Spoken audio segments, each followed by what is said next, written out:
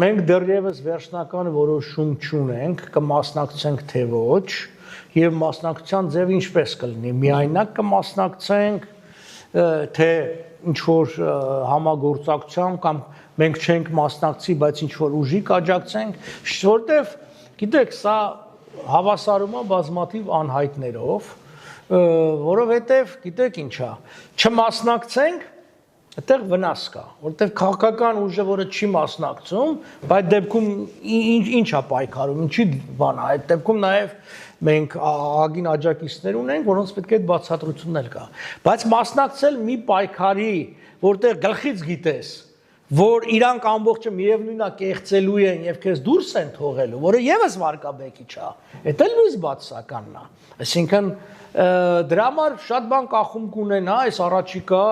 2-3 ամսվա ընթացքում ընդհանրապես ինչ կլինի եւ ոչ միայն Հայաստանի ներսում, այդ թվում նաեւ Ռուսաստան, հատկապես Ռուսաստանը շատ կարևոր է, Պուտինի ապական եւ այլն, որտեղ պարզ նայենք, եթե օրինակի համար ուկրաինական պատերազմում Ռուսաստանը հաղթի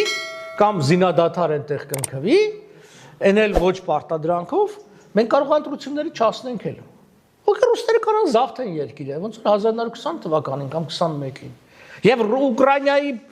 ժողովրդի զողողությունն է, որ այսօր էլ դեռ Հայաստան պետություն գոյություն ունենա։ Մի բան հաստատ իմացեք, եթե Ուկրաինան գրավեր Ռուսաստանը, այն որ ասում էր զադվադնյա, զատրիդնյա, 2 ամիս հետո Հայաստանն էին գրավելու, Վրաստան ու Հայաստան։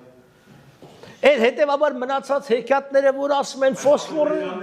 Ադրբեջան չեն գրավի, Ադրբեջանը Թուրքիայի նման թիկունք ունի, իրանց պետք չի, իրանք այս մասը կգրավեն, բան կանեն, բայց ասած էս է։ Հետևաբար մեր մասնակցությունը ձեր բան կախում կունենա եւ այդ բան նաեւ էլ եմ ասում, հիմա ստեղծվել է մի վիճակ, որ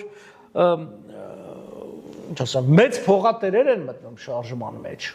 Եկեք նայենք, այս Սամվել Կարապետյանը, որ մտնում է, այդ ռուսական ուժը ինքը բացահայտ, բայց հետաքրքիրն է, որ իրանք նաև սկսել են արևմուտքի հետ բաներ անել։ Հիմա առաջիկայում դե ֆակտո շարժման ղեկավարը Նարեկ Կարապետյանը գնալու է Միացյալ Նահանգներ, այնտեղ որոշ հանդիպումներ ունի,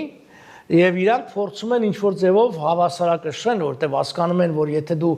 բան լինես, էլի, ասում են քարտու պրոռուսական ունես, ուրեմն նշենք Ամերիկան քո դեմ ալնելու, որ լավ չի։ Իրանք դիփորձեն այնտեղ համոզեն, որ մենք կարանք բան անենք, երկակի խաղ խաղանք, բայց այդ դեպքում էլ Սամվել Կարապետյանը իր կապիտալի 52%-ը Ռուսաստանում է։